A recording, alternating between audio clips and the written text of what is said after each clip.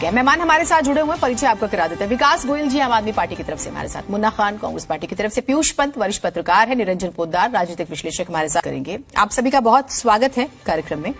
निरंजन पोद्दार जी, आपने सभी की बातों को सुना, खूब मुस्कुराए भी। ये दिल्ली में क्या हो रहा है सर? और जो मैंने अभी पीयूष जी से एक बात कही कि बीजेपी जो है, बीजेपी के नेता जब भी जुड़ते हैं तो वो बड़ा खुश होते हैं, अपनी बात रखते हैं बड़ी दबंगई से, और आम आदमी पार्टी वाले जो अभी पीयूष जी कह रहे थे कि थोड़े डरे डरे रहते हैं, तो क्या यही जवाब है क्योंकि बीजेपी के पास एलजी है आपके पास एलजी नहीं है, इसीलिए चुनी हुई सरकार भी जो है हमेशा डर में रहती है? देखिए जीनत जी, आप मेरे को थोड़ा सा अनुमति दीजिएगा, मैं 2-3 बिंदुओं पे बात करूंगा। और आज सर का पूरी अनुमति रहेगी, बस शब्द मर्यादित रहने चाहिए और किसी पर निजी टिप्पणी नहीं।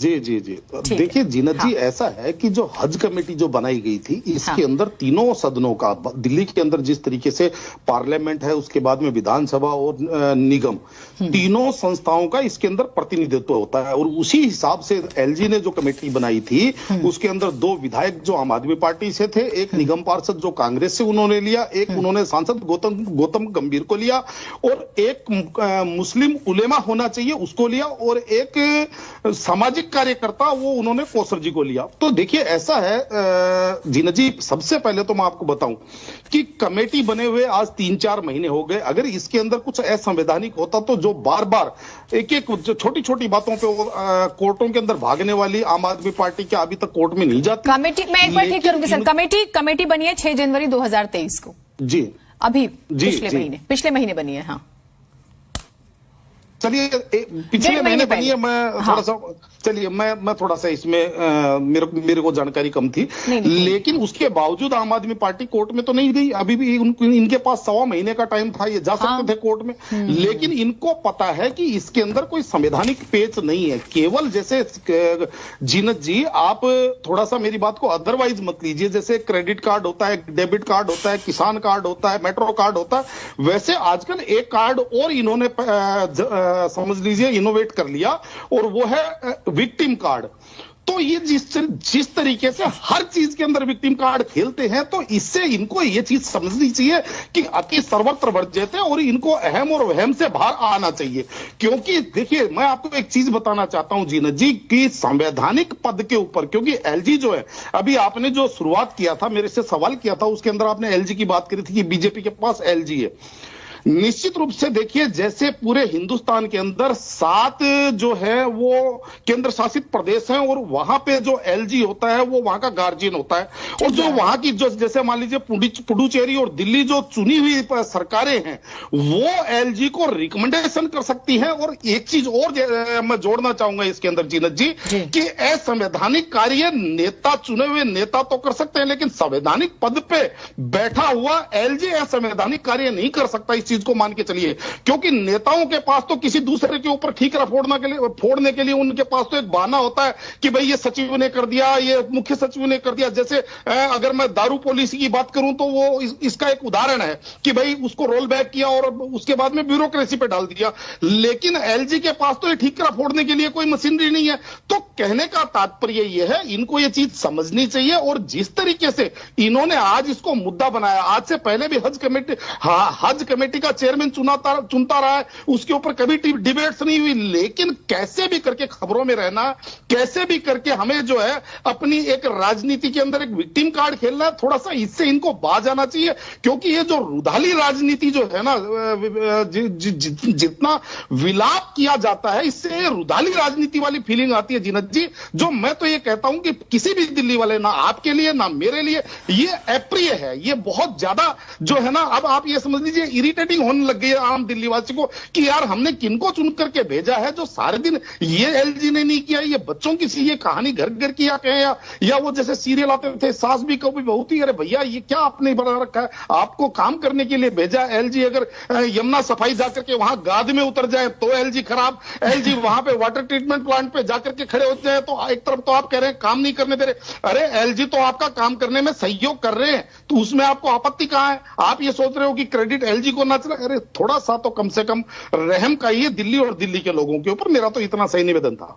विकास जी, अच्छा ठीक है विकास जी, मैं आती हूँ एक सेकंड, लेकिन आप निरंजन जी एक बात नहीं मानते, या जो मैसेजिंग की कोशिश हो रही है आप इस पर कह सकते हैं मैसेजिंग की कोशिश पर, लेकिन क्या आप ये नहीं मानते हैं कि चुनी हुई सरकार डिस्टर्ब है? मैं नहीं कह रही कौन कर रहा है कौन नहीं कर रहा, पॉलिटिकली है नहीं है, लेकिन ये जो चुनी हुई सरकार है जिसके पास 62 विधायक हैं, विधानसभाएं हैं, वो डिस्टर्ब है। हर छोटी से छोटी चीज को लेकर वो डिस्टर्ब है। देखिए ऐसा है, जैसे आपके पूर्व वक्ताओं ने कहा क्यों डिस्टर्ब है, जैसे मुन्ना खान जी ने कहा, मैं उनकी इस बात से सहमत हूं। आप बैठ करके सामंजस्य क्यों नहीं बनाते?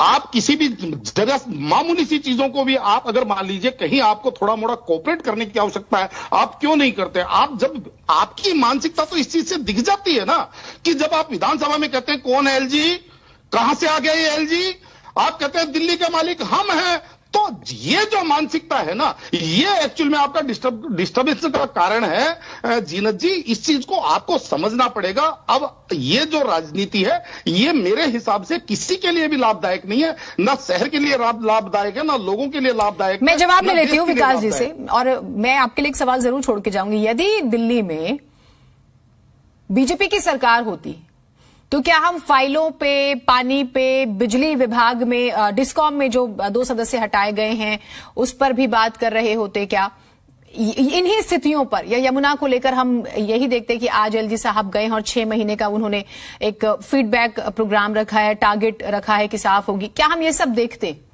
ये मैं आपके लिए एक सवाल है। निरंजन जी, आप क्योंकि इशारा कर रहे थे, आप क्या बात कहना चाह रहे थे? जल्दी से बोल लीजिएगा। देखिए ऐसा जीनत जी, एक सवाल तो आप मेरे लिए छोड़ के गए थे, एक तो मैं उसका जवाब देना चाहता था। एक जो विकास जी कह रहे थे आम आदमी पार्टी के, मैं आपको एक चीज जो आपने सवाल विकास जी, ठीक है चलिए बोलिए। हाँ जीनत जी, आपने जो सवाल किया, अगर दिल्ली के अंदर भारतीय जनता पार्टी की सरकार होती तो भी क्या एलजी ऐसे ही भगदड़ करते, क्या फाइलों की ऐसे ही उलट पुलट होता, क्या आपने सवाल किया?